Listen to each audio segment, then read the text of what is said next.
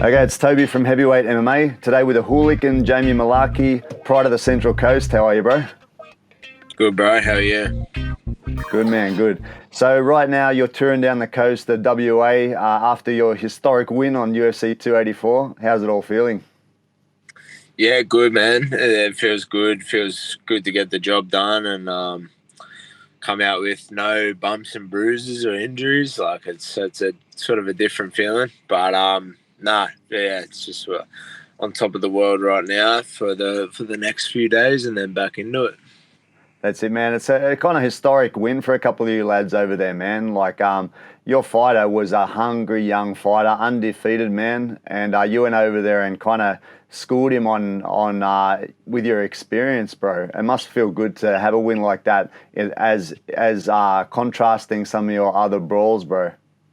Yeah, 100%, man. Like that was the whole idea going into this fight, was to like show the levels and show like a little bit more composure and skill. Not to say that I haven't done that in my other fights, but you know what I mean. Like it's just it was a like you said, it was a lesser experienced guy, um, fucking young, hungry, dangerous. So the only way I was going to lose that fight is by getting caught with something silly, getting in wild exchanges and having my chin up in the air. So we just took all the risk out of the fight and just beat him on like tactically. And yeah, I was happy with it. Yeah, man. And I was talking to the other day to one of the fellas, and I was just saying, like, you're obviously in your back pocket, you've got the ability to brawl and throw down when you need to, but in this fight, you showed that more calculated kind of style, and it showed a bit of an evolution to your game, and it gave you a chance to also try that out rather than just running into the fire like you like to do, right? I know it must have been a bit frustrating for you. You mentioned like in the third round, you felt like you could have got a finish. And you said it wasn't quite as satisfying as throwing down or getting the finish. But I think it should be satisfying another way, that you're learning a bit, and your game's evolving. Yeah, exactly that, man. There was, like I said to Ross when we were walking back, I was like, fuck, I just don't feel the same, like, because it was so calculated and measured. It just didn't feel as rewarding at the end, or even as rewarding as if I had got the finish, because that's my ultimate goal in every single fight, is to get him out of there, you know. But yeah, like you said, it's like there's good things to take away from it for sure. Getting a little bit more mature and getting a little bit more experience, some of those lights. Yeah.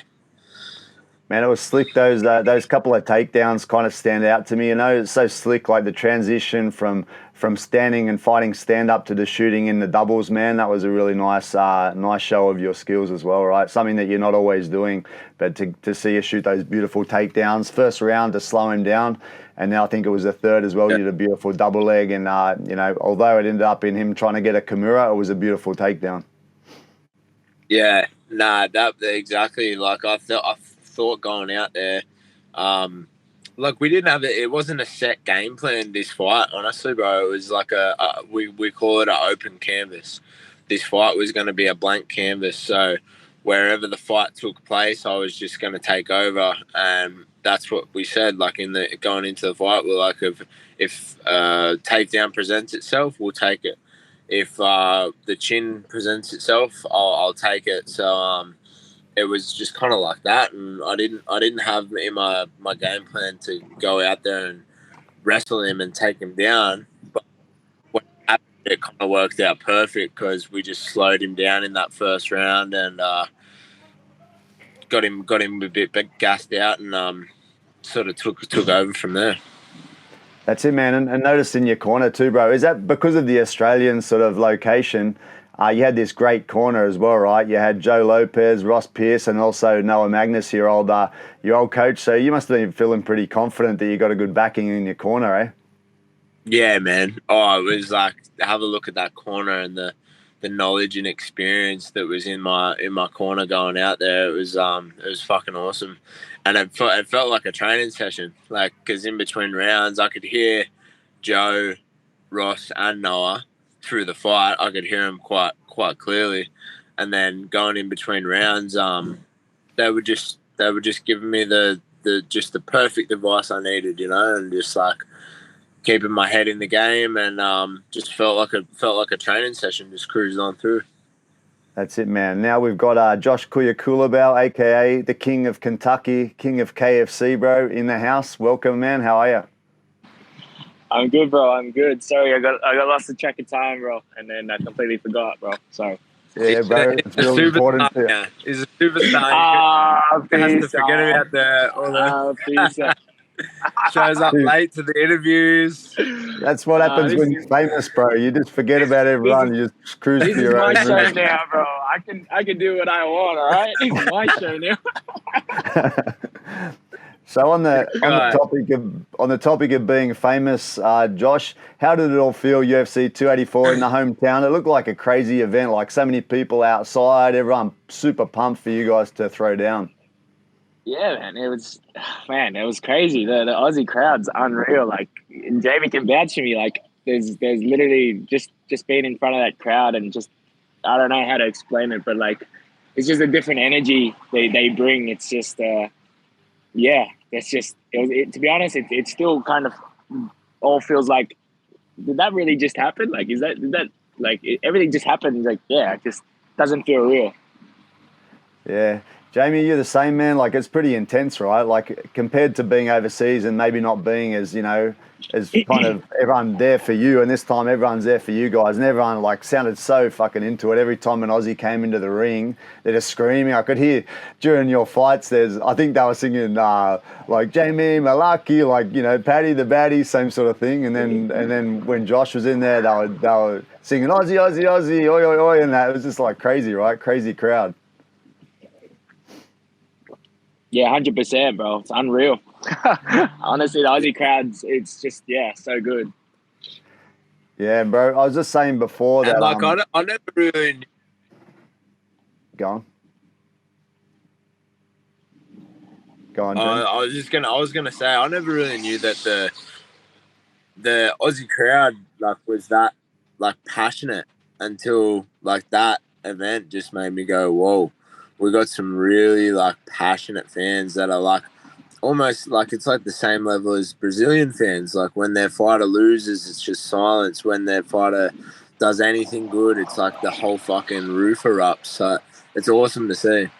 Yeah, man, I can't even imagine. Like, actually, what does that feel like as a fighter? The difference, because like I've come out to 1,000-person crowd, and I feel pretty fucking pumped with 1,000 people filled with friends and that. You guys are coming out to this monstrous fucking thing that's shown internationally. Do you feel like it adds to your performance, or does it make it more intense and maybe detract from your performance? It's pretty full on sort of environment. Josh? Go, Josh. Yeah, man. I think it's like a double-edged sword. It's like I also want to entertain the crowd, but also I got to be professional enough to sort of stick to the game plan and get myself the W. At the end of the day, as much as it is a sport and we need to get the W, we also got to do it in an entertaining fashion. You know what I mean? So it's like the crowd just G's you up and sort of gets you astray from your game plan. So it's a bit of a double-edged sword because it gives you energy, but then also it's like sometimes not the right energy that you Bro, need. You don't need to play yourself down. You're like a natural born entertainer. You were loving it coming out. Fucking the guns are out everywhere. You're pew-pewing everyone, bro. People don't understand why I was doing that. People still don't understand why I was doing that. So his nickname is the gun. Yeah, see, at least someone understands. Everybody just thought I was doing it for the sake of doing it. No, I was doing it because I was like kind of taking a piss out of him a little bit because like he's called the gun. I'm hitting him with like the fucking water pistols over here. Actually, on that, bro, like you finished him.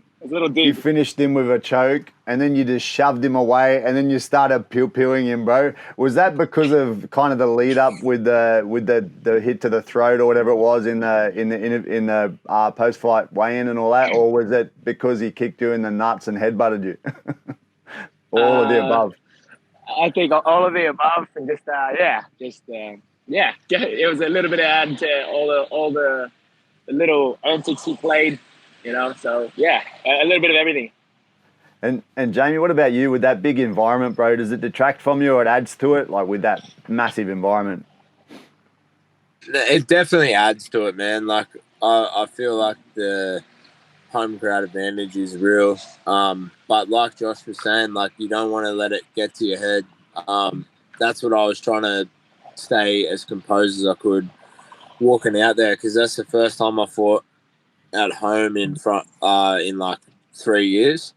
And obviously the Aussies in the UFC have gotten so much. We've been doing so much better these last few years, so it's just growing over here, and that's why I just kept trying to tell myself, like, just stay relaxed, don't let it pump you up too much. But yeah, it definitely helps more than it takes away from you, for sure. That's it, man. You mentioned the other Aussies or being there with all the Aussies, bro. Guys like Jack Della, Jack Jenkins, yourselves, guys that I've talked to, plus the others, plus Volk, of course. It was pretty cool, man, just to see all you guys. I'd say I was more invested in this show than I've ever been invested in the UFC, and I've been watching since like UFC 1. So it's like it's pretty big call, but I think it's just the fact of being able to talk to you guys and then seeing you guys in there performing, plus the success that most of you guys had. It was really, really good show to watch. Eh? How did it feel to be with all the boys over there? Like, because it was a pretty heavy Aussie Kiwi contingent, eh? Oh, it was sick, man. It was fun. So good, bro. Unreal. So good. Everyone just had the same sort of feeling. Like when Josh come into my change room, it was fucking made me feel good. Like he comes in with the speaker, and I think it was I can't even remember the song now, but he just come in with a mad vibe into the change room, because before that it was like just a little bit like, good, but I was just getting warm, stretching out, and then Josh rocks up with that, and I was like, fuck yeah, let's go. Yeah, Go to work. I remember I walked in, bro, and it was like, fuck, did someone just die in here or something? Everyone was so tense, and I was like, bro, I was thinking to myself, we get to do what we love in front of so many people, and we get paid to do it, and I'm just thinking to myself, what, fuck, did someone die? Like, fire up, let's fucking get into it. Like we chatted before, you guys have been, this is a dream that you guys have fulfilled. You guys, young kids doing MMA, saying one day we'll fight in the UFC together. You did, and you both had fucking great performances. It lives up to whatever you guys had the dream of in the beginning, right? Yeah, man, it did. It did, like, fuck. Yeah, man, like, I was fucking in the back right after I won. And I seen Jamie in the back and got a little bit emotional. I seen him in the back, and we both had our W's, bro. You couldn't wipe the smile off our faces. Like, it was honestly, like, yeah, fuck. It's just something we spoke about for so long, and then for all of it to just sort of just play out the way it did, and yeah, just to be like, fuck, we did it, Jimmy. We fucking did it. Yeah, sick, bro. And I talked about Jamie's opponent, unbeaten dude, but we haven't talked about yours, man. Melsik Baghdasaryan is a dangerous motherfucker, man. He looks slick, Yes, man. man. His kicks are fucking hard. He's an established stand-up fighter. He's a world champion stand-up fighter. Looked fucking dangerous, bro. Like you said, he was really fast. Looked like fucking powerful kicks too, bro. His timing was looking on. Like, he was ready to go. He was ready to fucking take you out. And you turned the tables. You said, hey, motherfucker, this is MMA. This is not kickboxing. So he was full fixated in stand-up, and boom, fucking choked the motherfucker out, yeah? But first you wanted to play with it, bro. You're like, let's go old school Muay Thai. Let's stand and fucking trade round kicks. What was up with that, bro? Yeah. I think it was a little bit of my ego coming out there. See, this is what I mean. Like, this is what we were just talking about. We're just talking about, like, oh, fuck, you're a world champion kickboxer. Fucking come show me you're a world champion kickboxer. But yeah, he did show me he was a world champion kickboxer. He was kicking hard, bro. He was quick, and man, it really did surprise me how quick he could get his leg up. Eh? It was like fucking like as quick as a jab. Like you just see a flinch, and then by the time you see him flinch, his fucking shin bone was wrapped around my gut. So I was like, bro, what was that? I didn't even know what the fuck hit me. I was like, that was fucking lightning. I was like, holy shit. And then I just thought to myself, bro, that fuck. first kick that first kick that he hit you with, me and Ross were like, I didn't even see the kick. It just Nah, fucking bro. went bang.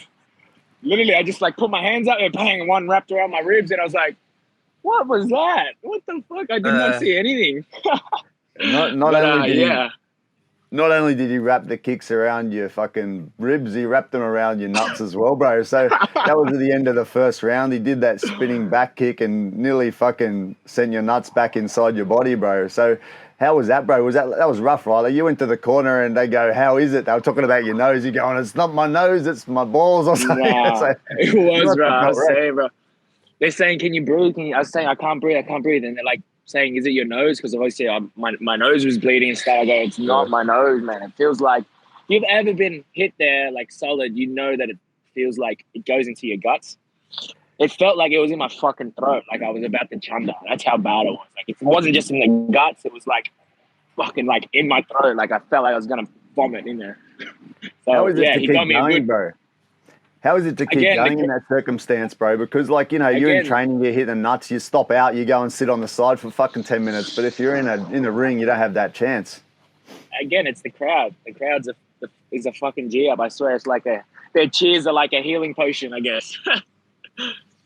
That's it, bro. But anyway, it was slick, bro. It was slick to see you finish. Great finish, man, and that's what you want, bro. Thank We you. wanted to finish for a while. You've actually taken know. too long, bro, because you were having that epic Yeah. rise. You had a draw, a win on points, and then I was expecting a KO. You didn't get it, bro, and now you fucking finally got the finish. So finally, you But we achieved what I was didn't get a hoping. knockout. We didn't get a Nah. knockout. So next time we got the knockout. We got to get a knockout. That's it, man. Hey, and I heard a little short interview, and you're talking about your dad. You said every time you come into the ring, you kneel down and you think about your dad. Afterwards, you must be thinking too, man. Like, fuck, look at this performance. You know, thank you, Dad, for supporting my journey. And if he can look down and see that sort of performance against such a dangerous dude, bro, it must mean a lot to you, man. It makes me think about it, man. Just thinking about, like, you know, how happy he'd be if he could see it, or him looking down and watching you, bro. Yeah, for sure. Yeah, he's like just me doing what I love. I think is enough for him to sort of be like, well, you know, at least he's doing what he loves and he's chasing it and you know giving it his all. So I think that would be already enough for him to be, you know, oh, I'm proud of my son. So yeah, that's yeah, definitely a big inspiration for me. Is obviously just doing what I love, and he knows that I love this shit, and he'd be proud enough for me just doing what I'm doing already. That's it. Hey, Jamie, I heard on the commentary as well. Dominic Cruz was saying he grappled with you before. Where did you get a chance to grapple with him, and how was it? That was just this, like at the end of this camp, man. He come over and had a little wrestle and like got some wise words off that man, bro.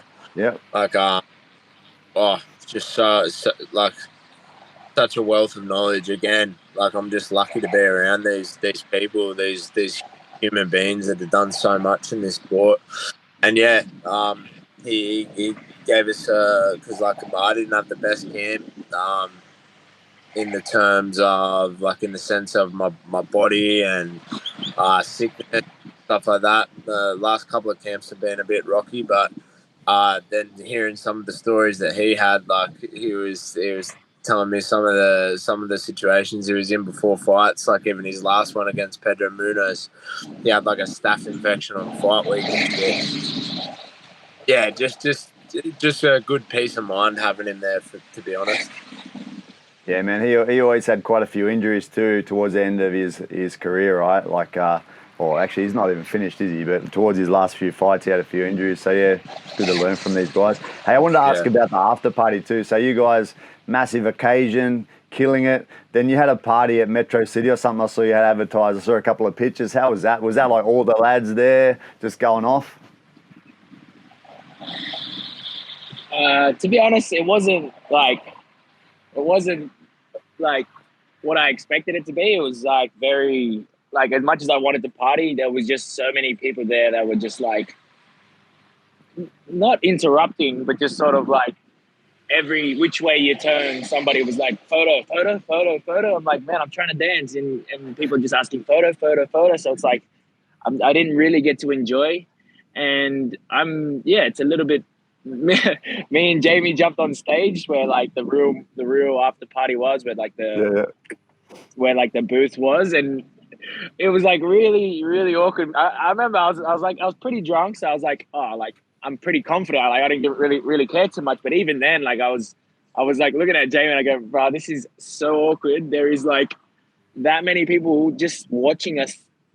There's basically a whole crowd, like a whole concert crowd standing there, not doing anything, just staring at us, drink, talk, dance, sit down. Like they were just literally staring. They weren't even dancing. Like fair enough, they were dancing or if they were like, you know, talking or something, but they were literally just staring at us. And it was just like, what do I do now? You know what I mean?